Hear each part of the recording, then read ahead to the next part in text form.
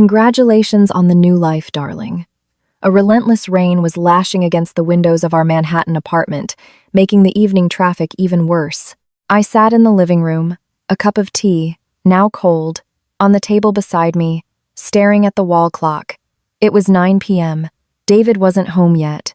This had become the new normal in our 10-year marriage. I knew my husband's routines by heart. In the early years, he'd always rush home, sometimes bringing my favorite treats, a slice of pepperoni pizza from that place near his office, or a warm pretzel from a street cart. I used to be the reason he hurried home. Now, I mostly ate dinner alone. "Ma'am, Maria, our housekeeper of 10 years, said softly from the kitchen doorway. Mr. David called. He said he's working late again. She had just finished tidying the kitchen. He said not to wait up for him. I nodded.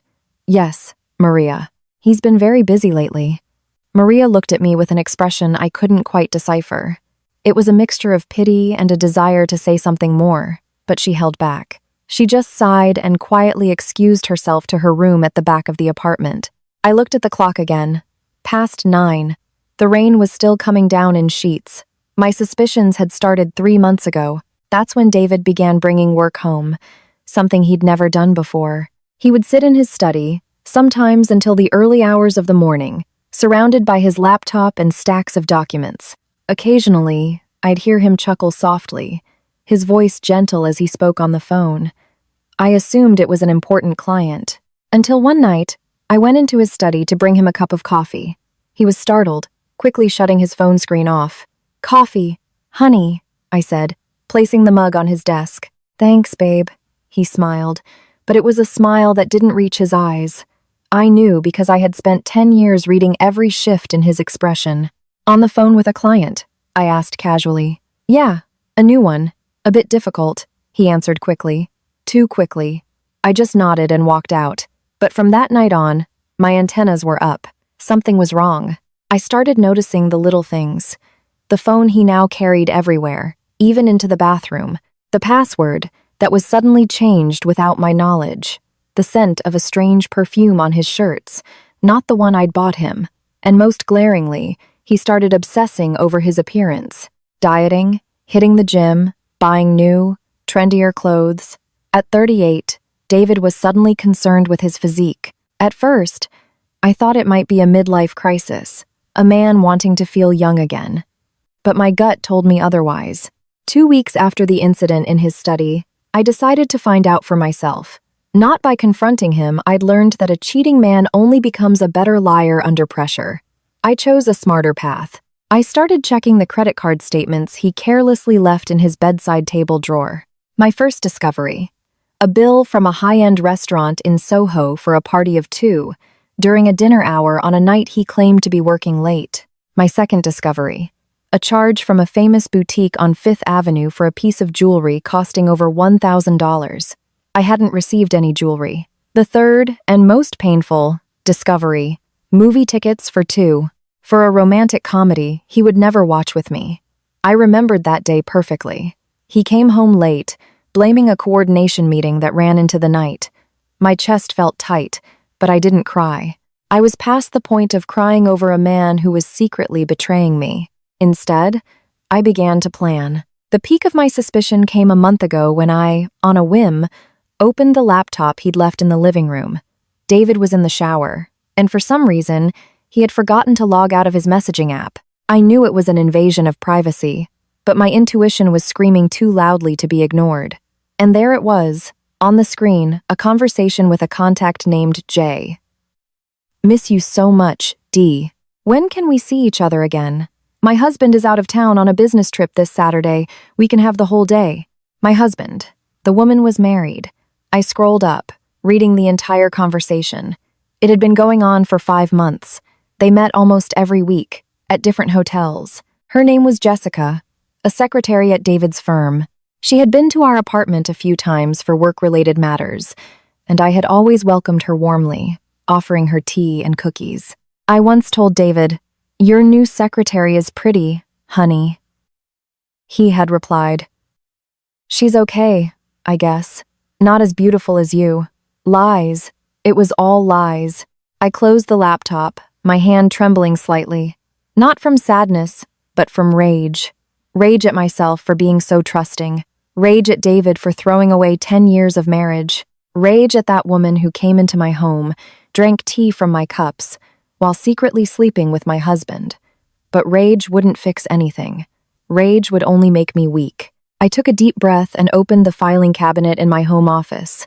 It was where I kept all our important documents, the deed to our apartment, the title to our property in the Hamptons, our joint savings account statements, the incorporation papers for his company. I studied them one by one, and that's when the idea sparked. I remembered 2 years ago when David had asked me to take a position on his company's board. He said it would make administrative and tax matters easier. I was hesitant, but he assured me it was just a formality. I agreed, and my name was listed on several key corporate documents. Now, that status would become my weapon. That morning, I woke up earlier than usual. David was still sound asleep, his soft snores the same rhythm that had accompanied my sleep for a decade.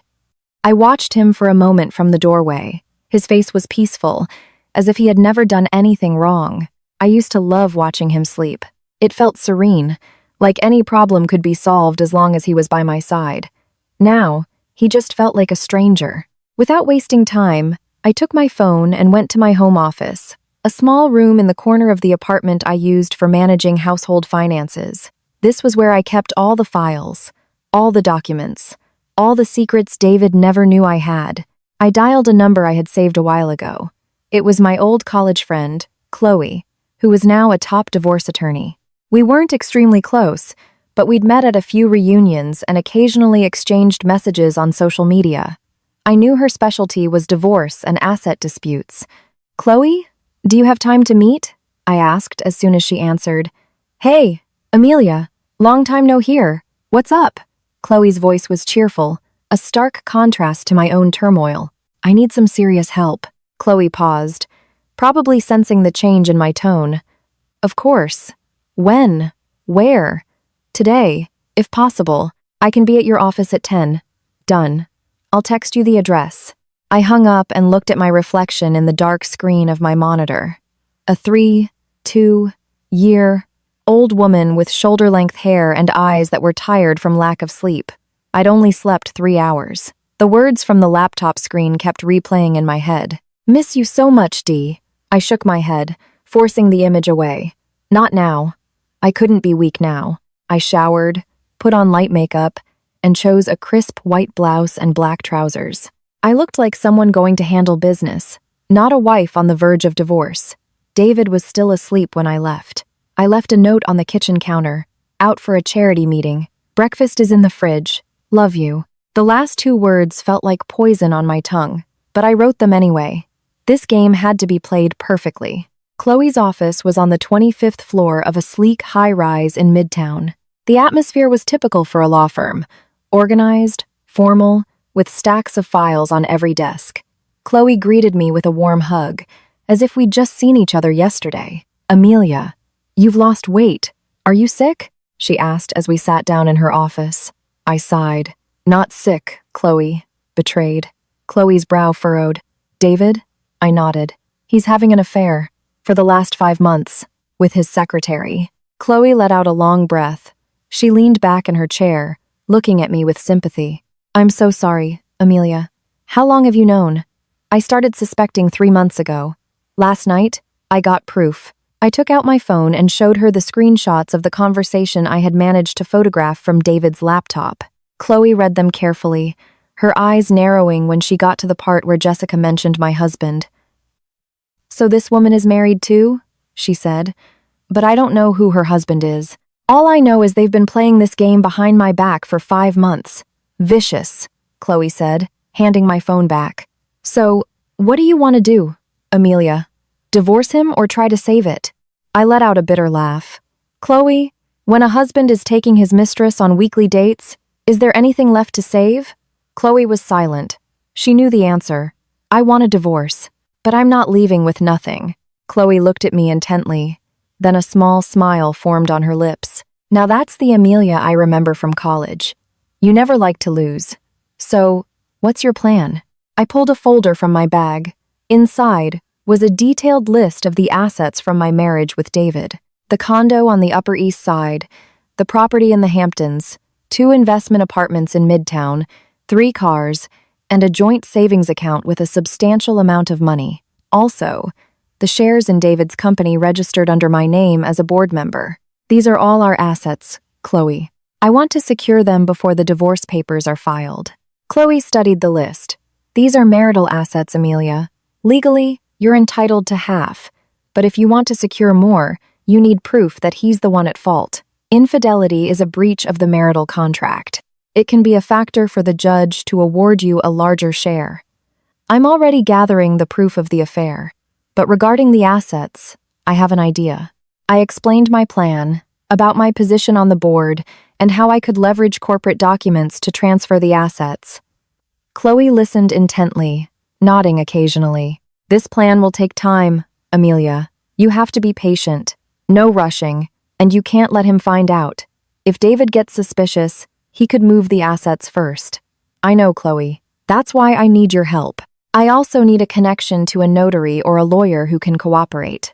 Chloe smiled mysteriously. As it happens, a lot of my clients are in that field. There's one lawyer I use for cases like this. His name is Mr. Peterson. He's reliable. And more importantly, he knows how to draft documents that are legally sound but still favor the client. Can you introduce me? Of course. But, Amelia, you have to be mentally prepared. This process won't be easy. You'll have to pretend in front of David. Keep being the good wife. Keep smiling, even when you probably want to strangle him. I straightened my back. I've been a good wife for 10 years, Chloe. What's a few more months of pretending? I can do it. Chloe laughed. Great. I'll schedule a meeting with Mr. Peterson for this afternoon. In the meantime, you start collecting all the evidence of his affair: screenshots, credit card receipts, photos if you can get them. Also, log the times he comes home, the days he works late. Every detail helps. 2 hours later, I left Chloe's office with a mix of emotions, relieved to finally have a plan, but also scared, because this was the first time I was doing something this big on my own. For 10 years, I had always depended on David. He made the big decisions, managed the finances, and was the center of everything. I was just the wife behind the scenes, but a wife behind the scenes knows a lot of things, and that would be my advantage. That afternoon, I met Mr. Peterson at a quiet cafe in Brooklyn. He was a middle-aged man with thick glasses and a friendly smile. After Chloe explained my situation, Mr. Peterson got straight to the technicalities. Mrs. Miller, your position as a board member in your husband's company is a significant advantage. With that status, you have legal access to corporate documents, including those related to asset transfers, he explained. But how do I do it, sir? David will get suspicious if I suddenly ask him to sign a pile of documents. Mr. Peterson smiled. We'll do it in stages, and we'll use plausible reasons. For example, a corporate restructuring for tax efficiency, or an adjustment of the capital base. Or, you could say, there's an investment opportunity that requires collateral. David is very meticulous, sir. He usually reads things before he signs. In that case, we'll draft long, dense documents, and we'll bury the critical clauses in the middle pages. The chances are he'll be too lazy to read everything, especially if you present them when he's busy or tired. I remembered how easily David had signed documents I'd given him in the past. He always trusted me. Perhaps that would be his downfall. How long will this process take, sir? It depends on the number of assets. If everything goes smoothly, 2 to 3 months. But you must be patient. Don't rush. One small mistake could ruin the entire plan. I nodded firmly. I'll do it, sir. Whatever it takes. The first few weeks after that meeting were the hardest of my life. I had to become a great actress. Every morning, I woke up, cooked breakfast, and smiled at David. I listened to his stories about exhausting meetings, while mentally calculating how many lies he was telling. I also started visiting his office more often, not to spy, but to win over the staff. I brought cookies, chatted with the receptionist, and even occasionally had lunch with David's team. I wanted everyone to see me as the good, caring wife. That way, when the scandal broke, they would see me as the victim, not a neglectful spouse. Jessica, David's mistress, I saw a few times at the office. She always smiled sweetly at me, greeting me warmly. Mrs. Miller, so good to see you.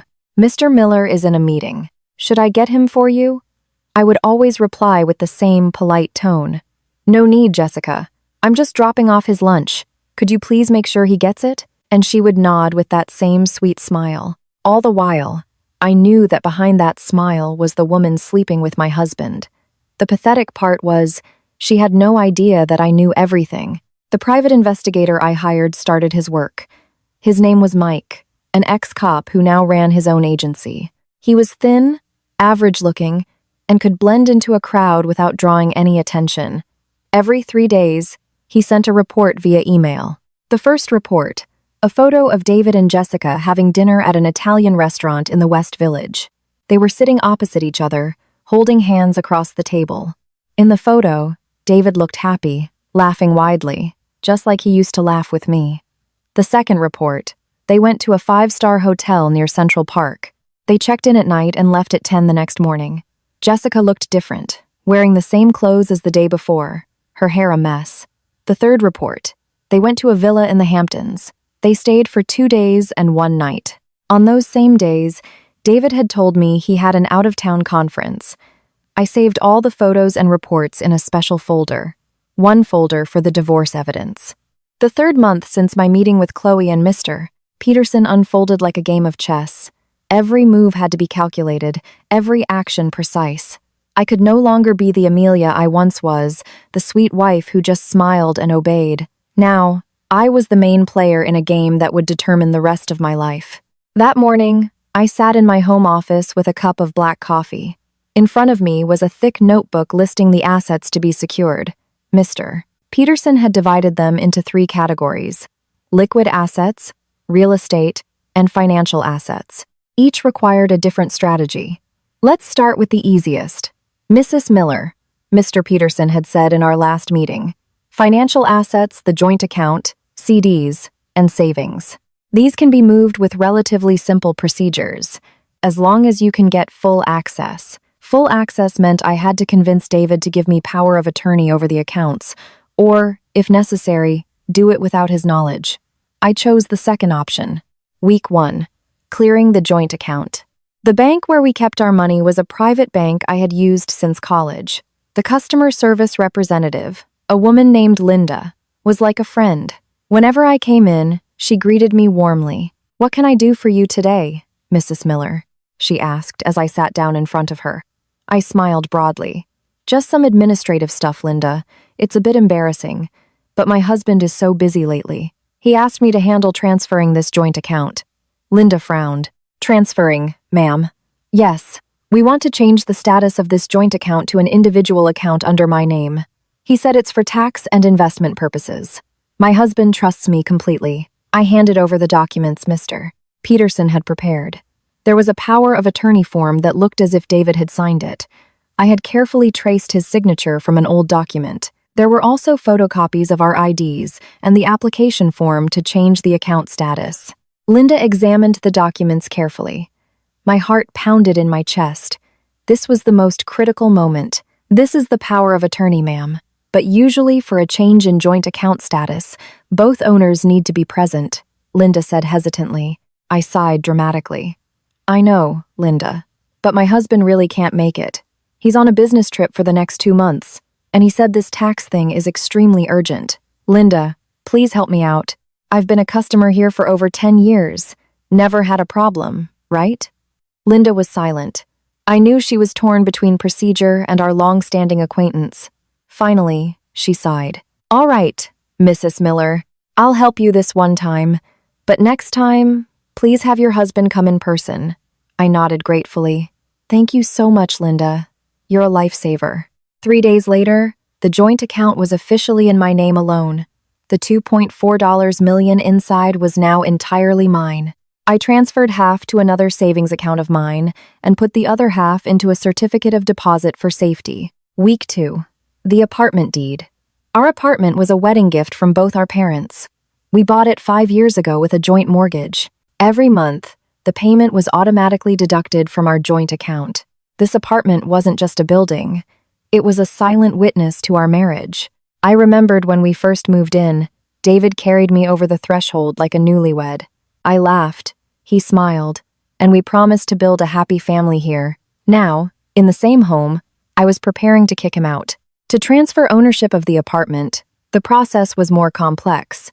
Mr. Peterson prepared a fictional deed of sale. In the document, it appeared as though David was selling the apartment to me for the same price we had originally paid, $5 million. Of course, no real money was exchanged. It was just a legal document to change the name on the deed. The problem was, I needed David's signature on that document, and we needed to go to a notary for it to be official. Mr. Peterson had an idea. We'll bundle it with the corporate restructuring documents, create a boring, thick stack of papers, and we'll have you persuade your husband to sign them all at once in front of a notary. In front of a notary? He'll know there's a deed of sale for the apartment. Not if we arrange it correctly. I know a notary who can cooperate. He will present all the documents at once, and your husband will only need to sign the last page of each bundle. As long as he doesn't read the details, we're safe. I remembered that conversation as I prepared my strategy. Now, it was time for execution. The chosen day arrived. I had been prepping David all morning. Honey, we have to go to the notary today. It's for the corporate restructuring. They said it's important, and it's already scheduled. David sighed, annoyed. Always something, Amelia. I'm tired. It'll be quick, honey. And after, we can have a nice lunch. I know a new restaurant in the West Village. The mention of food always worked. David smiled. Deal. We arrived at the notary's office at 10 a.m. The notary, a middle-aged man named Mr. Henderson, greeted us warmly. On his desk was a stack of documents nearly 8 inches high. Good morning, Mr. Miller, Mrs. Miller. Please, have a seat. He welcomed us. David eyed the stack of papers. Wow, that's a lot, sir. Yes, sir. These are all the documents for the company's restructuring. Since Mrs. Miller is on the board, several documents need to be signed jointly, but for efficiency, you only need to sign on the last page of each bundle. I've already marked them with sticky notes, Mr. Henderson explained smoothly. I could only admire his acting. He made it seem like a routine procedure he did every day. David nodded and picked up a pen. One by one, he opened to the last page of each bundle and signed. Occasionally, he'd ask, "What's this one for?" And Mr. Henderson would answer with complex legal terms that made David quickly nod and continue signing. When he reached the 5th bundle, I saw the apartment's deed of sale tucked in the middle. But as planned, Mr. Henderson had marked the final page of that bundle with a yellow sticky note. David flipped to that page, glanced at it, and signed without asking a single question. I could hardly believe it. It was that easy. After all the documents were signed, Mr. Henderson smiled. Thank you, Mr. Miller, Mrs. Miller. That's everything. I will handle the rest of the process. We left and headed to the restaurant I had promised. David seemed pleased. He even ordered an expensive meal and proposed a toast. To the best wife, he said, raising his glass. I smiled. To the future, honey. A future you will no longer share with me, I thought to myself. Week 3. The Hamptons property and investment condos. After the apartment, the next targets were the property in the Hamptons and the 2 investment condos in Midtown. The Hamptons property was an inheritance from my grandmother, gifted to both David and me when we married. Legally, the property was in my name from the start, but after we married, David insisted his name be added. For security, Amelia. So it belongs to both of us, he'd said. Now, I wanted to return it to its original state. As for the condos, the story was a bit different. Both units were bought 3 years ago as investments. We rented them out to a foreign company, and the rental income went into our joint account. This time, I had to transfer full ownership to my name. The process was similar to the apartment. Mr. Peterson prepared the necessary documents, and Mr. Henderson once again served as the helpful notary. But this time, I couldn't bring David to the notary again. Doing it too often would raise suspicion. We'll do it by bringing the documents to him, Mr. Peterson suggested. You bring the papers home. Ask for his signature with different excuses. One by one, not all at once. I agreed. A new strategy began. First, the Hamptons property. I prepared a document with the excuse of renewing the property title due to a change in zoning laws. The technical jargon was enough to make David lose interest in asking further. One evening, while he was engrossed in a football game, I presented the document. "Honey, can you sign this for the Hamptons property, so we don't get fined?"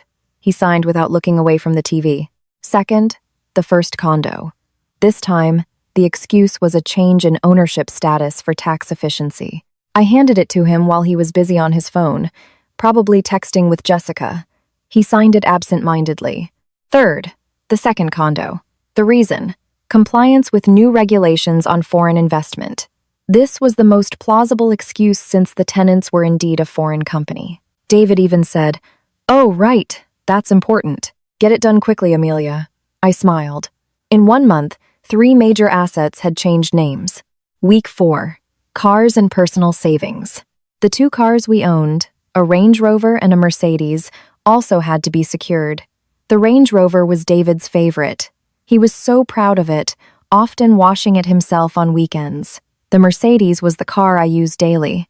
For the cars, the process was simpler. Just a title transfer at the DMV. But for that, I needed a power of attorney from David. Once again, I used an old document. One afternoon while David was showering, I took his company stamp and applied it to the power of attorney I had prepared. His signature? I had become an expert at forging it. Weeks of practicing every night had paid off. The next day, I went to the DMV with that document. After a few hours of waiting in line, both cars were officially in my name. One thing I hadn't touched was David's personal savings. I knew he had a separate account at another bank, where he kept money I didn't know about. Mike, my detective, managed to get information that there was about $800,000 in that account. The money came from bonuses and side projects he had hidden from me. I couldn't take that money legally, but I had another way. One night, while David was sound asleep, I took his phone. He always kept his passwords in a small notebook in his bedside drawer, an old habit he never changed. I quickly opened his mobile banking app. I saw the balance: $876,000. I transferred $800,000 to my account, leaving $76,000 enough, so he wouldn't get suspicious right away. Then I deleted the transfer notification from his phone. It was all done in 10 minutes. Back in bed, I looked at his back as he faced away from me. He was snoring softly, unaware that half of his secret savings had just flowed into my account. 4 weeks after my meeting with Mr. Peterson, I sat in my home office, calculating all the assets that had been transferred. In front of me, the blue folder was getting thicker. Assets secured. 1. Joint account, $2.4 million. 2. Manhattan apartment, market value $5 million. 3. Hamptons, property, market value $1.8 million. 4. Investment condo A, market value $2.2 million. 5. Investment, condo B, market value $2.2 million. 6. Range Rover, market value $120,000. 7. Mercedes, market value $80,000. 8. David's personal savings, $800,000. Total assets secured, over $14.6 million. I took a deep breath. The number was almost surreal. In 10 years of marriage, I never truly knew the extent of our wealth. David handled everything. I only received monthly financial reports that he said were all taken care of. Now, it was all in my hands. But behind the satisfaction, there was a strange feeling. Was this what winning felt like? If winning meant destroying the person I once loved, then what was the difference between winning and losing? I shook my head, banishing the thought. This wasn't about revenge. This was about survival. This was about not letting myself be walked all over and left with nothing. The final 2 weeks before my birthday were the most difficult part of my entire plan. Not because of the technicalities, the asset transfers were complete. The evidence of the affair was neatly compiled, and the stage for the grand performance was set. The hard part was the acting. Every morning, I had to wake up with a smile on my face. I'd cook David's favorite breakfast scrambled eggs with crispy bacon and toast, a glass of black coffee with no sugar, exactly as he'd liked it for the past 10 years. Then I would sit across from him, keeping him company while he ate, occasionally asking about his plans for the day. Meeting with clients, Amelia. Might be a late night again, he would always say in the same tone, and I would nod and say, "Okay, honey, take care of yourself." All the while, I knew exactly where he was going. Mike, my detective, had already sent me David and Jessica's schedule for the next 2 weeks. Today, they would have lunch at their usual Italian restaurant. Tomorrow, they would go to a hotel in Midtown. The day after, they had a dinner date at a rooftop bar where they first met. According to Mike's intel, I knew every detail, and I said nothing. In the evenings, when David came home with the scent of Jessica's perfume still clinging to his shirt, I would greet him with the same smile, ask if he had eaten, prepare warm water for his allergy medication, and listen to his fabricated stories about exhausting meetings. Sometimes, I almost felt sorry for him. He was a terrible liar. His eyes would dart around, his hands would fidget with a pen, and he would repeat the word client like a mantra. I wondered if he had always been like this. Had I been too blind to see it? But then I remembered the nights I spent alone, the weeks I waited for him while he never came home, the days I believed every word he said while he was out having fun with another woman, and the pity vanished. 12 days before my birthday. My mother-in-law called that morning. She lived in Boston and rarely came to New York, since my father-in-law passed away 2 years ago. I had always tried to be a good daughter-in-law, calling her regularly, sending money occasionally, and visiting every few months. "Amelia, how are you? Is David doing okay?" Her voice sounded worried. "We're fine, Mom. David's just busy with work, but he's healthy," I replied calmly. "I don't know. I have a bad feeling. I've been having strange dreams. I'm just worried about you two." I fell silent. I wanted so badly to tell her the truth. "Mom, your son is cheating on me. He's going to serve me divorce papers on my birthday, and I've already transferred all his assets into my name. But I couldn't. It wasn't time yet. We're okay, Mom. Don't worry. I'll pass on your love to David." "Oh, Amelia, I'm coming for your birthday party. I hear it's going to be a big one." "Yes, Mom. I'm looking forward to seeing you." We ended the call. I stared at my phone. My mother-in-law would be at my party. She would witness her own son destroy our marriage in front of everyone. She would see me smile and destroy him right back. Would she hate me after all this? Probably. But I was prepared for the consequences. 10 days before my birthday. David came home early that day. It was strange, because Friday nights were usually his longest work nights. But today, he was home by 7 p.m. "Amelia, let's go out for dinner," he suggested. I raised an eyebrow. "Now?" "Yeah, I've already made a reservation at your favorite restaurant in the West Village." My favorite restaurant was where we used to go when we were dating. We celebrated every piece of good news there. I didn't know what good news he wanted to celebrate now, but I smiled. "Okay, honey, let me just change." We drove there, mostly in silence.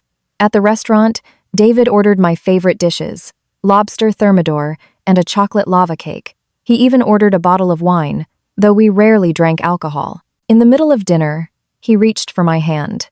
"Amelia, I need to tell you something." My heart raced. Was he going to do it now? 10 days before the party? That would mess up my plan. "What is it, honey?" He looked at me for a long time, his eyes glistening. "I want to apologize." "Apologize? For what?" "For being home late so often lately, for leaving you alone so much. I know you must be lonely." I held my breath. For a moment, I almost believed he was sincere.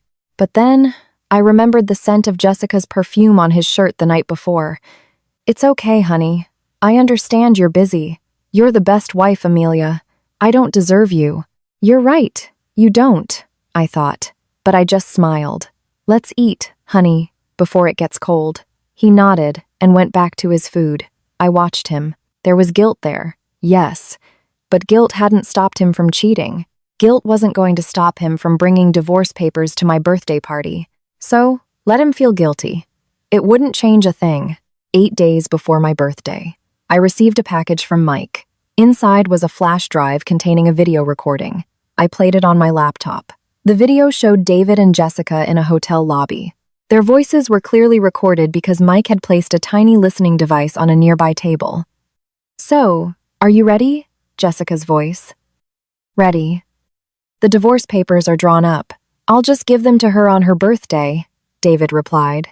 What about the apartment? The assets? Are you sure they're secure? I'm sure, babe. Everything is in both our names. She'll probably get half, but the other half is for us. It's still a lot, Jessica laughed. I can't wait, David. I'm tired of hiding. Soon, this will all be over. I turned off the video, a small smile on my face. Everything in both our names. Yes, it used to be, but now, it's all in my name alone. 5 days before my birthday. Maria saw me checking the sky blue dress in my room. She entered cautiously and sat beside me. Ma'am, can I ask you something? Of course, Maria. Are you all right? I looked at her. Maria had worked for me for 10 years. She saw me cry after 2 miscarriages. She saw me stay up all night when David was sick. She had seen everything. What have you seen, Maria? Maria sighed. I've seen you change, ma'am. You're quieter. You spend more time in your office. And I've seen Mr. David. I just feel bad, ma'am. So Maria knew too, or at least suspected. I took her hand. Maria, I'm fine. Soon everything will be over. Trust me. Maria looked at me for a long time, then nodded. I trust you, ma'am. I always have. Thank you, Maria. Please pray for me. Always, ma'am. 3 days before my birthday. David came home with a pale face. He went straight into his study and locked the door. I heard something fall, maybe a book or a folder. A few minutes later, he came out, his face flushed. Amelia, have you seen the folder with the apartment deed? My heart skipped a beat, but my face remained calm. Which one, honey? The green one? Yes. The deed for the apartment, the Hamptons property, all the important documents. I need them. What for? He hesitated, searching for an excuse. For a business loan. The bank needs them. Oh, let me look. I pretended to check the filing cabinet, even though I knew perfectly well that all those documents were in a safe deposit box at another bank. Sorry, honey. I can't seem to find them. Maybe you moved them yourself? No, I never. Well, where could they be? I remember seeing them last when you asked for a photocopy for the tax report last month. David was silent, his face growing paler. He went back into his study and started rummaging through the cabinets. I left him there and went back to the kitchen to help Maria. Inside, I was smiling. He was finally realizing it, but it was too late. That night, he couldn't sleep. I heard him pacing, going back and forth to the bathroom. He made several whispered phone calls, probably to Jessica. I pretended to be asleep. 2 days before my birthday. David left early in the morning, claiming to have an important meeting. I knew it was a lie. Mike had already sent a text. Target and the woman are meeting at a cafe in Brooklyn to discuss an emergency plan. An emergency plan? Were they suspicious? I immediately contacted Mike. Keep a close watch. I need to know what they're talking about. 2 hours later, Mike sent an audio recording. So, David, did you find them? Jessica's voice was anxious. No, Jess. All the important documents are gone. The deeds to the apartment, the Hamptons property, the condos, even the joint account statements are missing. Are you serious? Maybe they're just misplaced. I've torn the whole apartment apart. They're gone. What if your wife knows? David laughed bitterly. Amelia? No way. She's so naive. She wouldn't even think of it. But David, this is weird. How could all the documents just disappear? Maybe I misplaced them myself. Or maybe Maria moved them while cleaning. I don't know. So what now? What about the divorce plan? It's still on. I don't care about the documents right now. The important thing is, she gets those papers. We can deal with the assets later. I turned off the recording, smiling. She's so naive. Yes, honey, I'm naive. But naive doesn't mean stupid. 1 day before my birthday, the final day before the show began, I spent the day preparing everything. The decorations, the guest list, the schedule, everything had to be perfect. David was quiet today, still stressed about the missing documents. He tried to ask me about them again, carefully. Amelia, are you sure you haven't seen those documents? I'm sure, honey. Maybe you lent them to someone and forgot? He shook his head. No way. Well, don't worry about it. I'm sure they'll turn up. He looked at me, his eyes distant. Amelia, you're not up to something, are you? I smiled widely. Up to what, honey? I don't know. You've been too nice lately, too patient. You usually complain when I come home late. I've been a wife for 10 years, honey. I think I've learned a thing or two. He laughed weakly. Yeah, I guess. I stepped closer, straightening his collar. Honey, you'll be at my birthday party tomorrow, right? I'm so nervous. Of course, babe. I wouldn't miss it. Yes, I know you wouldn't miss the chance to destroy me in public. The night before my birthday, I sat in my home office one last time before the big day. In front of me were 3 different colored folders. The blue folder contained copies of all the ownership documents for the assets now in my name. I would hand this to David at the right moment. The red folder contained the photos and recordings of David and Jessica's affair.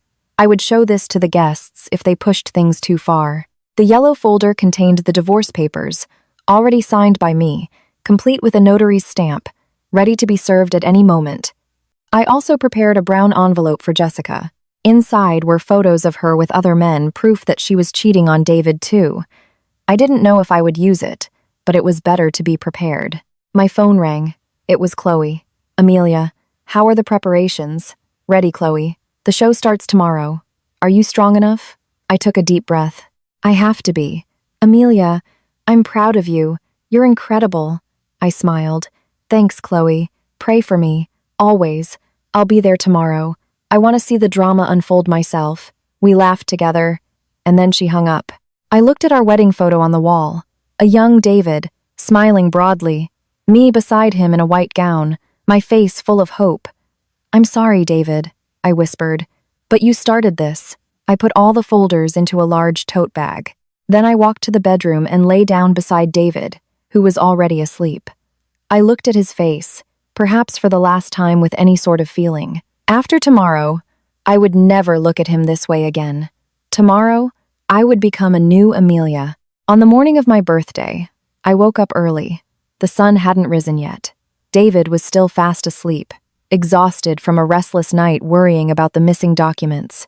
I showered, said a prayer, and then carefully did my makeup. The custom-made sky blue cocktail dress fit my body perfectly. My makeup was natural but elegant, enough to make me look beautiful without being overdone. I wanted the guests to see me as a graceful wife, not a woman seeking attention. Maria came in with a warm cup of tea. Ma'am, you look so beautiful, she praised. Thank you, Maria. Maria hesitated. Ma'am, I saw Mr. David pacing around earlier, looking very confused. Is everything all right? I smiled faintly. Maria, this afternoon, you will know everything. Are you sure, ma'am? I looked at my reflection in the mirror. The eyes that once teared up from heartbreak now looked sharp and confident. I'm sure, Maria. Now, please help prepare the food for the guests. They'll start arriving at 4 p.m. Maria nodded and left. I smoothed my dress one last time. My large tote bag was ready beside the bed. Inside were the 3 colored folders and the 1 brown envelope. My phone vibrated. It was Mike. Target and the woman are getting ready. They will leave together at 3 p.m. The woman is wearing a red dress as previously reported. Target is carrying a brown envelope, likely the divorce papers. I replied, Okay, thank you, Mike. The final payment has been sent. I put my phone away and looked at the clock. 9 a.m. 7 hours until the show began. 7 hours until my life changed forever. I walked to the living room and opened the windows wide. Sunlight streamed in, warming the room. Outside, a few decorators were starting to arrive. Today was going to be a long day, but I was ready. I stood before the full-length mirror in my bedroom, gazing at my reflection with an indescribable feeling. The sky blue cocktail dress, custom-made by my favorite designer, fit me perfectly. I had chosen the color deliberately. Blue was my favorite, a symbol of serenity and wisdom.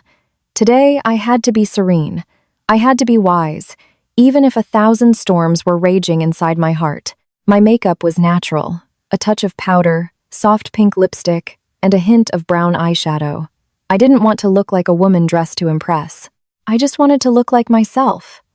Amelia, the wife who had faithfully stood by her husband for 10 years, who was celebrating her 32nd birthday today.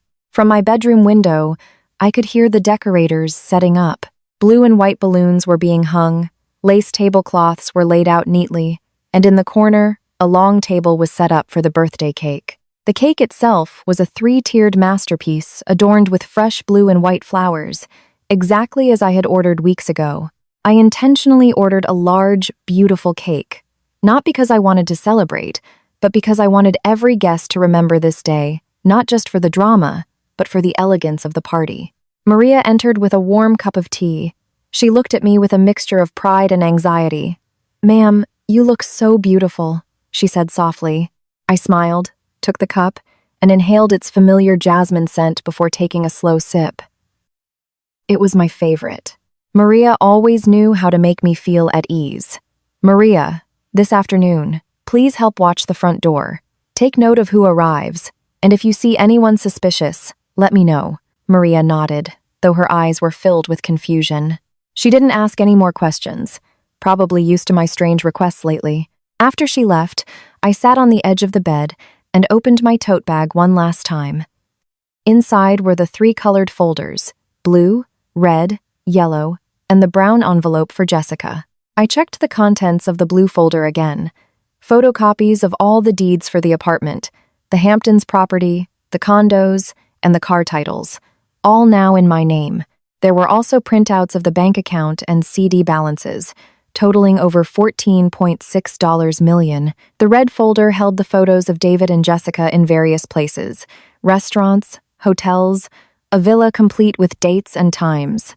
It also contained a small flash drive with their recorded conversations. The yellow folder held the divorce papers, which I had already signed and had notarized, with Chloe and Mr. Peterson as witnesses. It was my backup plan, just in case David came with his own.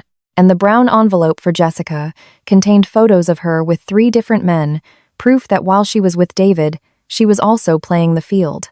Mike had done an excellent job getting those photos. I put everything back in the bag and took a deep breath. Outside, the sounds of preparation grew louder. I could hear the event coordinator giving instructions, the workers shouting, and Maria occasionally directing them to the kitchen for drinks. I chose to stay in my room, savoring the calm before the chaos. At 11 a.m., my phone rang. It was my mother, calling from Boston. "Amelia, honey, I just got on the train. I'm going to stop by the hospital first to visit your aunt. Then I'll head to your place this afternoon. The party starts at 4, right?" Her voice was cheerful, completely unaware. "Yes, Mom. I can send a car to pick you up." "No need, dear. You're busy with the party. I'll just take a cab.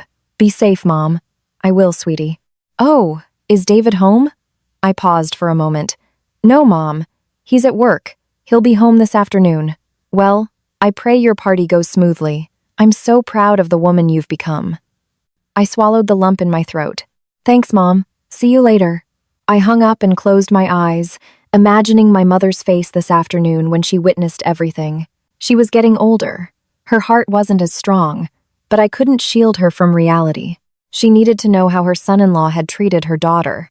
At 1 p.m., Mike sent a text. Target and the woman are having lunch at a restaurant downtown. They will head to the event location around 3:30. Target seems nervous. Keeps checking the brown envelope he's carrying.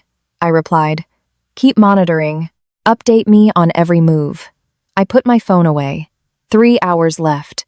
3 hours until the curtain rose. At 3 p.m., the guests began to arrive. I went down to the living room to greet them one by one. Aunt Lena from Chicago came with her daughter, who had just graduated. Uncle Ben from my mother's side came with his wife. Cousins from various cities also started to trickle in.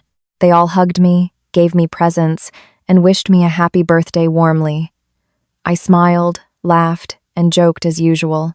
No one knew what was really going on in my heart. No one knew that in my tote bag, I held documents that would change all our lives. Amidst the crowd, my eyes occasionally darted to the door, waiting for the person I was most anticipating. Not because I missed him, but because I wanted the show to begin. At 4 p.m., Maria approached me. "Ma'am, we have almost 100 guests. The food is ready, the cake is on the table. We're just waiting for Mr. David and your mother-in-law." I nodded. "Has my mother-in-law arrived?" "Not yet, ma'am. Maybe she's still on her way." I checked the time. Half an hour until the cake-cutting ceremony. Normally, as a good wife, I would call David and ask where he was. But today, I didn't need to. I knew exactly where he was. Mike had already informed me they were in the car, heading to my apartment. David's car, with Jessica beside him in a flaming red dress. At 4:10 p.m., my mother-in-law arrived. I greeted her at the door, kissing her hand respectfully. "Mom, thank you for coming." She hugged me tightly. "Amelia, you look more beautiful every time I see you. This is a small gift from me." I accepted the package with a smile. "Thank you, Mom. Please, come in. The party is about to start."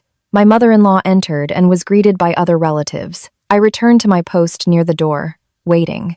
At 4:15 p.m., a black sedan pulled up in front of the building. I saw it from the window.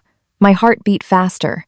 This was it. The car door opened, and David got out. He was wearing a crisp white shirt and black trousers, looking sharp as usual.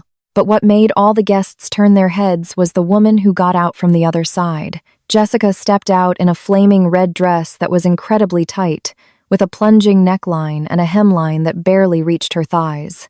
The red color was a stark contrast to my blue-themed party, and I knew it was intentional. She wanted to steal the show, to be the center of attention. Some guests started whispering. I saw Aunt Lena frowning and whispering to Uncle Ben. My mother-in-law, who was sitting in the living room, turned towards the door. Her face changed when she saw her son-in-law arriving with another woman. David walked in confidently, Jessica on his arm. His eyes searched the room and finally found me near the door. He smiled, but it was a cold smile, different from his usual one. Jessica also smiled at me, a smile of victory that she thought I wouldn't understand. I walked towards them, greeting them politely as if nothing was wrong. "David, you're here. I missed you." I kissed his cheek, feeling the tension in his jaw. Then I turned to Jessica. "Jessica, you came too. I didn't know you were invited." Jessica smiled sweetly. "I came as David's friend, ma'am. I hope I'm not intruding." "Of course not. Please, come in. Enjoy the food." I gestured for them to enter, then turned and walked back to the center of the room. Behind me, the whispers grew louder. Some guests who knew about David and Jessica's affair started to comment. The cake-cutting ceremony began at 4:30 p.m. I was called to the front to stand beside the beautiful three-tiered cake. David was supposed to be beside me, but he chose to stand a little farther away, with Jessica by his side. Some relatives started to get annoyed. Uncle Ben, a large man with a booming voice, called out, "David, get over here next to your wife." "Why are you standing with someone else?" David smiled awkwardly.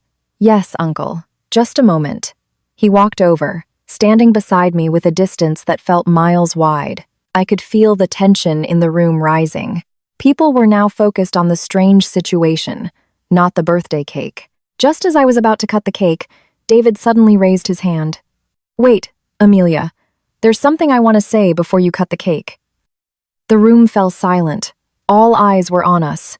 I looked at him and smiled calmly. "What is it, David?" He took a deep breath and pulled the brown envelope from his jacket pocket. It was thick, and I knew exactly what was inside. "Amelia, I can't lie anymore. For 10 years of marriage, I haven't been happy. I've found my happiness elsewhere. And today, on your birthday, I want to end things honestly." He handed me the envelope. "These are divorce papers. I want us to divorce amicably." The room erupted. My mother-in-law shot up from her seat, her face pale. Aunt Lena let out a small shriek. Uncle Ben almost lunged at David if he wasn't held back by a few relatives. I heard Maria sobbing in a corner. Jessica stood behind David with a faint, satisfied smile. All eyes were now on me, waiting for my reaction. Would I cry? Would I scream? Would I beg? I took the envelope, opened it slowly, and read the letter inside. A standard divorce paper, citing irreconcilable differences. I nodded slightly, then folded it back up. I looked at David calmly. "David, thank you for coming and telling me this in person." David frowned. He didn't expect my response to be so calm. "Amelia, did you hear what I said? I'm asking for a divorce." I smiled. "I heard you, David, and I accept." This time, it was Jessica's turn to frown. She looked at David, confused. The situation wasn't going according to their script. I slowly walked to a small table in the corner where my tote bag was. All the guests followed me with their curious gazes. I took the blue folder from the bag and walked back to David. David, before you leave, you should probably see this. I handed him the blue folder. He took it hesitantly, then opened it. His face changed in a matter of seconds. From flushed to pale, from pale to ashen. His hands started to shake. What is this, Amelia? Those are copies of all the deeds for the apartment, the Hamptons property, the condos, the car titles, and printouts of the bank accounts and CDs. Everything is now under my name, and my name alone. Are you crazy? How is that possible? Those are marital assets. I laughed softly. David, remember 2 years ago when you asked me to be on the board of your company? You also asked me to help with taxes and transfer some assets. Well, for the past 3 months, while you were busy with Jessica, I finished up all the paperwork. All the assets that were in both our names are now mine alone. David was stunned. You can't do that by yourself. You need my signature. Did you forget, honey? 3 months ago, you signed a lot of documents for the corporate restructuring. You didn't even read them, did you? You were too busy texting Jessica. David's face was ghostly white. He turned to Jessica with a look of both anger and disbelief. Jessica, who had been smiling triumphantly, now looked anxious. I stepped closer, my voice now low but loud enough for the nearest guests to hear. I knew from the beginning, David. I knew about the hotels. I knew about all the texts. I even know that Jessica is 2 months pregnant. I glanced at Jessica's flat stomach. Though the baby might not be yours, since I saw her with another man at the mall last week. Jessica gasped. That's a lie. David, don't believe her. I smiled and took the red folder from my bag. Here are the photos, David. See for yourself. I handed him the red folder. He opened it with trembling hands. The photos clearly showed Jessica with another man at a restaurant, a hotel, and even an apartment. There were 3 different men in the photos. David's face turned from pale to a deep red. He stared at Jessica with blazing eyes. Jess, what is this? Jessica took a step back. David, it's fake. She's trying to break us up. I laughed. Break you up, David? I don't need to. You two were never meant to be together, but you deserve to know who you were fighting for. I took a step back, straightened my dress, and smiled brightly. Congratulations on starting your new life, David. David was frozen. He held the divorce papers in one hand, the blue and red folders in the other. He came here to destroy me but was leaving with nothing but a broken heart. Jessica pulled his arm. David, let's just go.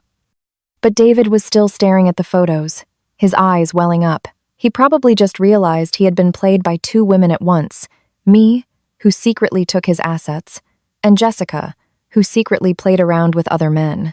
My mother-in-law stood up and walked over. She looked at her son with disappointment, then at me with emotion. Amelia, I'm so sorry. I took her hand. It's not your fault, Mom. She started crying and hugged me tightly. Around us, the guests began to clap. Not a cheerful clap, but a clap of respect for my composure and elegance. Uncle Ben shouted, That's how you do it! Don't let anyone walk all over you! Aunt Lena wiped away a tear. Maria was smiling proudly from a distance. David and Jessica finally left.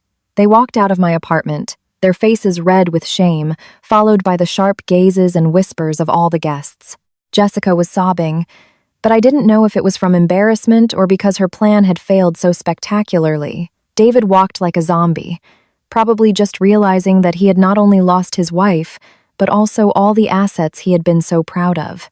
The apartment, the property, the condos, the cars, the savings, everything was now mine. He left empty-handed, only carrying the divorce papers he didn't even need to serve, because I had already prepared my own. After David and Jessica's departure, my birthday party continued, but with a completely different atmosphere. At first, the guests were still awkward, unsure how to act after witnessing the drama. Some were still whispering, looking at me with either pity or admiration, I wasn't sure which, but I didn't let the awkwardness linger. I walked from table to table, greeting each guest, making sure their plates were full and their glasses were never empty. I laughed, joked, and talked about light-hearted things as if nothing major had just happened. Slowly, the guests began to relax. They saw that I was fine, even more cheerful than usual, and that put them at ease. Uncle Ben, who had been sitting with a face still red with anger, finally approached me. Amelia, I have so much respect for you. If you had cried or screamed, I probably would have beaten David up, but you were so calm. I smiled and hugged him. Uncle, I'm tired of crying. It's better to laugh, right? He laughed loudly and returned to his table with renewed spirits. Aunt Lena, who had been quiet and contemplative, finally smiled. My cousin even asked for a photo with me and posted it on social media with the caption, "My cousin is the strongest person I know. Happy birthday, Amelia." I saw my mother-in-law still sitting in a corner, looking tired and sad. I walked over and sat beside her. "Mom, are you okay?" She looked at me with teary eyes. "Amelia, I'm so sorry. I didn't know David could be so cruel." I took her hand. "Mom, it's not your fault. David is a grown man. He's responsible for his own choices." She sighed deeply. "I know he's not perfect, but I never thought he'd do this in public. And with that woman?" I patted her hand gently. "Mom, I've forgiven David, but I can't live with him anymore. I hope you understand." She nodded. "I understand, Amelia. In fact, I'm proud of you. You're strong." We hugged for a moment. Then I led her to the buffet table and made sure she ate something. At least she wouldn't have to go home on an empty stomach. Around 8 p.m., as the party was winding down and guests were starting to leave, my phone rang. An unknown number. I answered hesitantly. "Hello, Mrs. Miller?" A woman's voice on the other end, hoarse from crying. I recognized it. "Jessica? What is it?" I asked coldly. "Mrs. Miller, I want to apologize. I didn't know all of this would happen." I was silent for a moment. "Jessica, you slept with my husband for 5 months. You came to my party in a flashy red dress to help him destroy me in public. And now you're apologizing?" Jessica sobbed. "I know I was wrong, ma'am, but I didn't know about those photos. My relationship with David was wrong, but I never expected it to turn out like this." I laughed softly. "Jessica, what do you want me to say? That I forgive you? Fine, I forgive you. But an apology isn't enough. You have to live with the consequences of your choices. But, ma'am, David kicked me out. He's furious. I have nowhere to go now." I sighed. "That's not my problem. You chose to sleep with a married man. You chose to come to my party to humiliate me. Now you're facing the consequences." Jessica cried harder. "Ma'am, please help me." I hung up. There was no point in continuing the conversation. Jessica deserved what was happening to her, though a small part of me felt a sliver of pity. She probably never imagined her plan would backfire so spectacularly. Not long after, David tried to call me. I ignored his calls repeatedly. He then sent a long text message via WhatsApp. "Amelia, we need to talk. This is all a misunderstanding. I was never serious with Jessica. I still love you. Please pick up the phone." I read the message with a bitter smile. 5 months of cheating, 5 months of lies, and now he says he wasn't serious. He says he still loves me. Funny how men only realize what they've lost after it's gone. But it was too late. I replied briefly. "David, the divorce papers are signed. All asset matters are settled. Please have your lawyer contact mine if you wish to discuss further, but do not contact me again." Then I blocked his number. Done. By 9 p.m., all the guests had left. The once crowded apartment was now quiet, leaving only me, Maria, and a few caterers cleaning up. I sat on the balcony with a warm cup of tea, enjoying the quiet night. Maria joined me. "Ma'am, can I ask you something? Aren't you sad?" I looked at her. "Sad? Yes. After a 10-year marriage ends like this, of course, there's sadness." I pondered for a moment.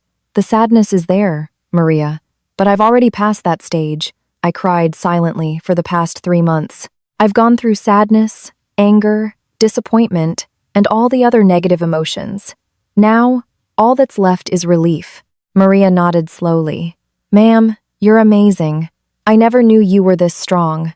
I smiled. "Maria, strength comes when you're forced to have it. I had to be strong. Otherwise, I would have been destroyed." My phone vibrated again. This time it was Chloe. "Amelia, how are you? Are you calm now? I am, Chloe. Just relaxing on the balcony.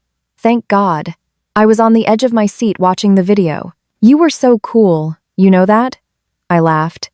Thanks, Chloe. It was all thanks to you and Mr. Peterson. Yeah, but you were the one who executed it. Oh, by the way, David contacted me. I frowned. Contacted you? For what?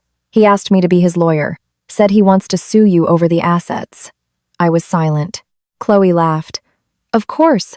I refused, Amelia. I told him I had a conflict of interest. But he's desperate. Said he's going to find another lawyer. I sighed. Let him try, Chloe. All the documents are legal. Mr. Peterson made sure there were no loopholes. I know, but just be prepared for him to make a fuss. I'm ready, Chloe. I'm ready for anything. We hung up. I looked up at the clear night sky. David would try to fight back. That was certain. He wasn't the type to give up easily. But I was prepared. All the documents were safe in a bank deposit box.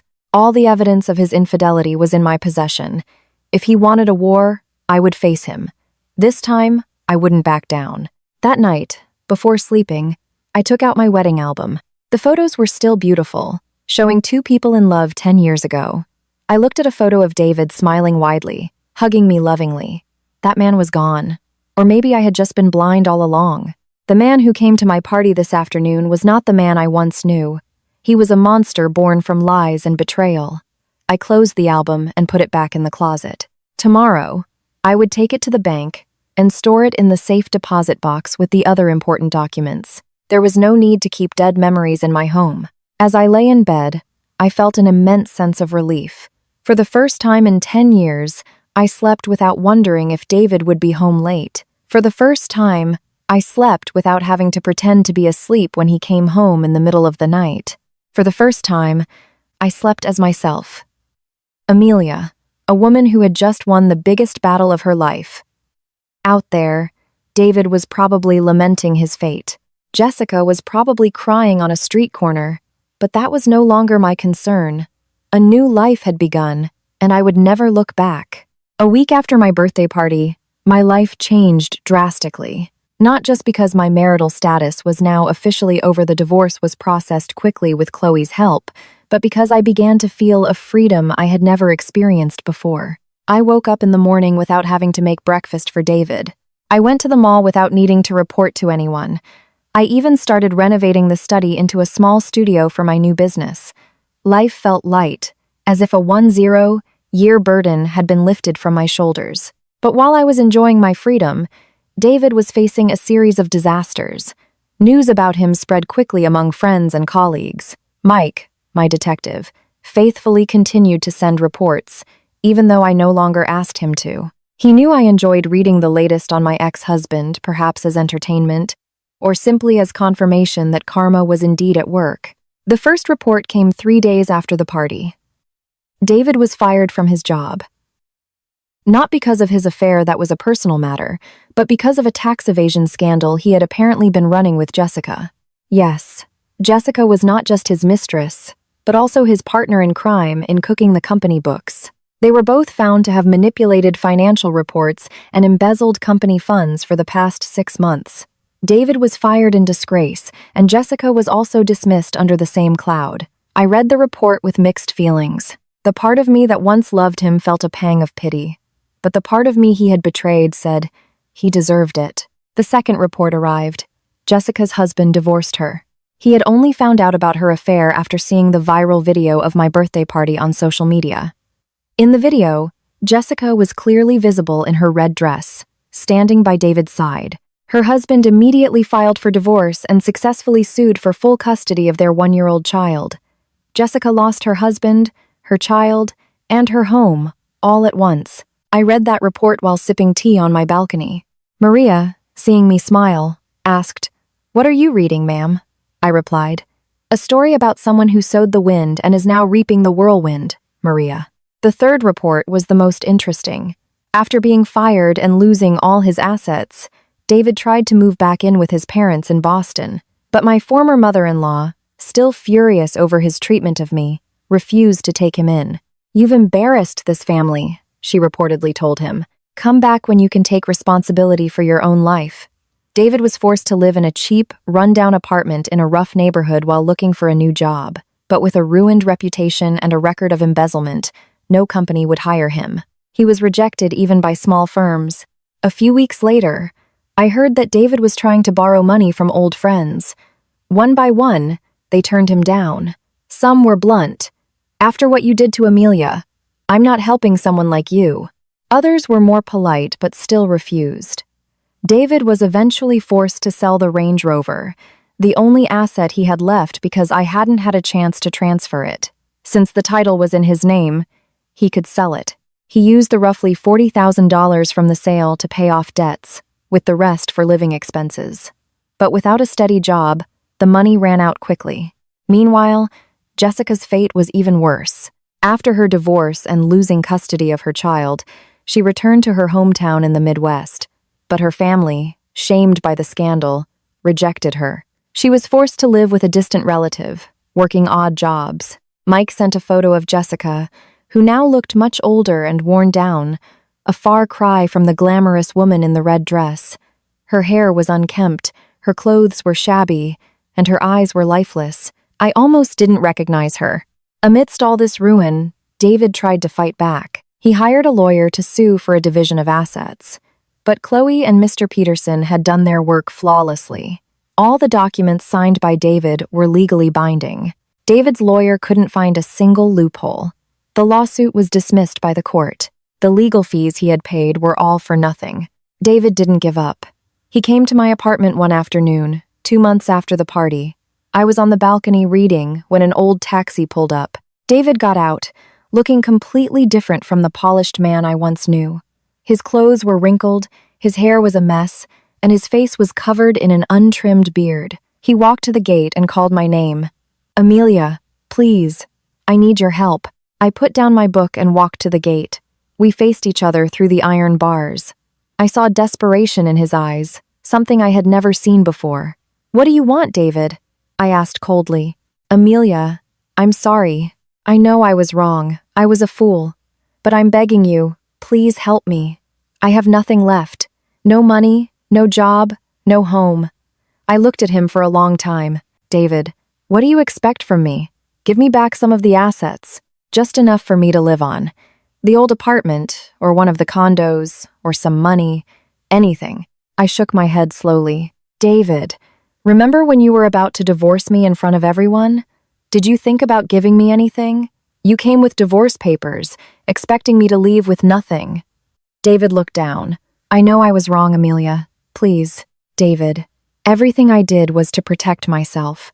I didn't steal. I didn't embezzle. I just legally moved assets that were rightfully mine into my name before you could move them into Jessica's name or wherever else. It was legal. It was my right. I can't live like this, Amelia." I sighed. "David, I will give you some money. Enough for you to start a new life somewhere else, but on one condition." His eyes lit up. "What is it?" "Leave New York. Never come back. Never try to contact me again. Start a new life somewhere else and leave me alone." David was silent. He probably didn't expect the terms to be so simple, but he had no choice. "How much?"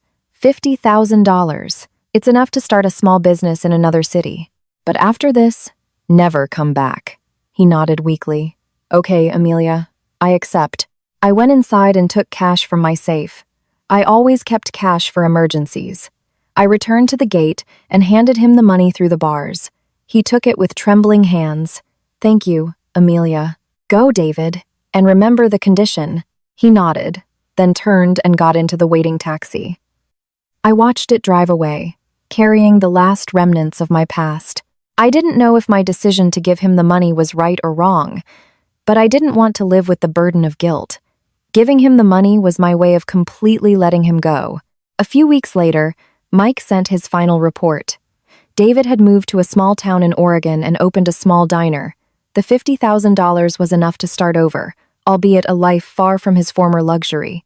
As for Jessica, after being rejected by her family and community, she had reportedly moved to work on an oil field in North Dakota, and no one had heard from her since. My former mother-in-law still called me occasionally. Our relationship remained good, even though I was no longer her daughter-in-law. I read that report while sitting in my new studio. Yes, I had finally opened a small cafe in a trendy Brooklyn neighborhood. It was a place where I could pour all my ideas and dreams. I named it the Serene Cup, simple but elegant. Every day, I went there, managed the business, chatted with customers, and enjoyed my new life. This new life was sweet. Karma had worked its magic perfectly. I didn't need to seek revenge, because the universe has its own way of delivering justice. 1 year has passed since the birthday party that changed everything. Today, I am celebrating my 33rd birthday again. But this time, it's in a different place. My own cafe, the Serene Cup, which has now become one of the most popular spots in the neighborhood. This cafe is the fruit of a dream that lay dormant for 10 years of my marriage. Back then, whenever I talked about wanting to start my own business, David would always say, "What for? You already have everything. Just stay home and be a good wife." Now, that good wife has become an independent female entrepreneur. This cafe is not just my source of income, but also the place where I rediscovered the identity I had lost. At 8 p.m., the cafe is filled with invited guests. Familiar faces are here to celebrate with me. Chloe, with her husband and adorable child. Mr. Peterson, who is now the cafe's official legal counsel. Maria, whom I now consider family.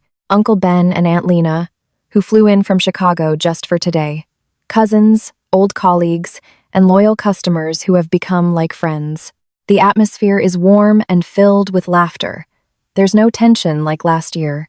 No anxiety about what bad surprise might be waiting. Just simple, genuine happiness from people who truly care about me. "Amelia, happy birthday." Chloe hands me a gift, her face beaming. "This is from me and the family, wishing you a long life and even more success." I hug her tightly. "Thank you, Chloe. You helped me so much." "Oh, it was nothing. You're the one who's amazing." Bouncing back this quickly. We laugh together. Chloe truly is the best friend God gave me in my darkest hour. Without her help, my grand plan might not have gone so smoothly. Uncle Ben approaches with his characteristic booming voice. "Amelia, I'm so proud of you. Of all my nieces, you're the strongest." He claps me on the shoulder so hard I almost stumble, but I laugh. "Thanks, Uncle. It's all thanks to the family's support. Don't be so modest. You fought this battle on your own. We just watched from the sidelines. But I'm so proud." Aunt Lena adds, "Yes, Amelia. I was so worried you wouldn't be strong enough. But look at you now. You're even more successful than before." I smile at their praise. A year ago, I might have doubted my own abilities. But now, I believe that a woman can survive and rise from the worst situations.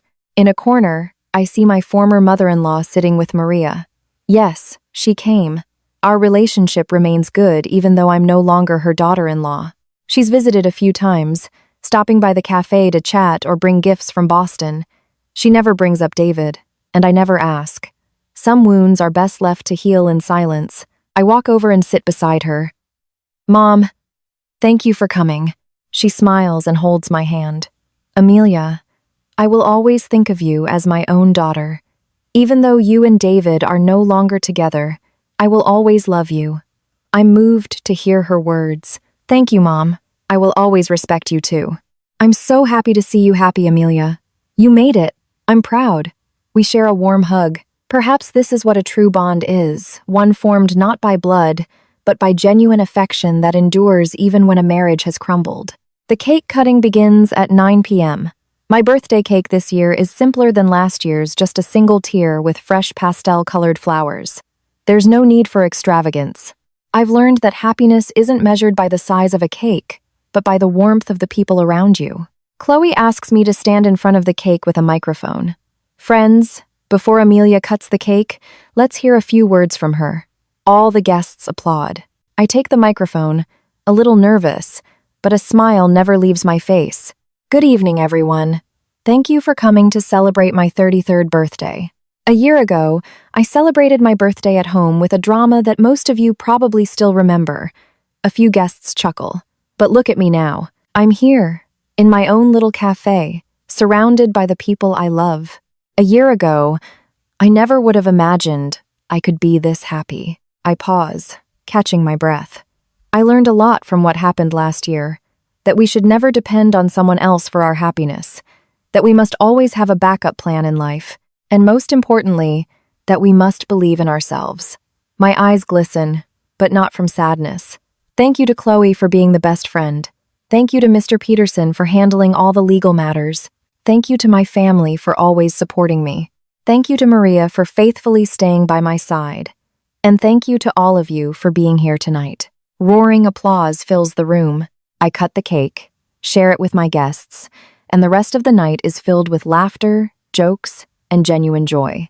At 11 p.m., after all the guests have gone home, I sit on the cafe's patio with Maria. We have a cup of warm tea and the leftover cake. The night sky is clear and full of stars, just like it was a year ago when I sat on my balcony alone. "Ma'am, I'm so happy to see you happy," Maria says softly. I turn to her. "Maria, I'm here today because of you too. You were always loyal, always supportive, always quietly looking out for me." Maria smiles shyly. "Oh, ma'am, I was just doing my job. It was more than a job. You've been like a mother to me." We sit in comfortable silence, enjoying the quiet night. A gentle breeze carries the scent of coffee from inside the cafe, mixed with the fragrance of the night. My phone vibrates, a message from an unknown number. I open it curiously. "Happy birthday, Amelia. I hear your cafe is a big success. I'm happy for you. I'm sorry for everything. David." I stare at the message for a long time. It's a mix of emotions, but strangely, there's no more pain. Maybe this is a sign that I've truly healed, that I've moved on from the past. I reply briefly, "Thank you. I hope you're doing well." Then I delete the conversation and put my phone away. There's no need to hold on to old memories. What matters is the here and now, with the new life I have built from the ashes of my past. Inside the cafe, the lights are being turned off one by one. The night is ending, but tomorrow is a new day with new opportunities. I look up at the sky again, saying a silent prayer of gratitude. A year ago, I was on the brink of ruin. Today, I stand at the peak of my own happiness. Not because of revenge, not because of a victory over an enemy, but because I succeeded in finding myself. The woman who was once afraid of losing her husband has become a woman who is afraid of... The woman who once depended on others has become someone others can depend on. The woman who was once just a wife behind the scenes is now the star of her own life. That night, I go home with a light heart. Tomorrow is a new day, and I am ready to face it with a smile.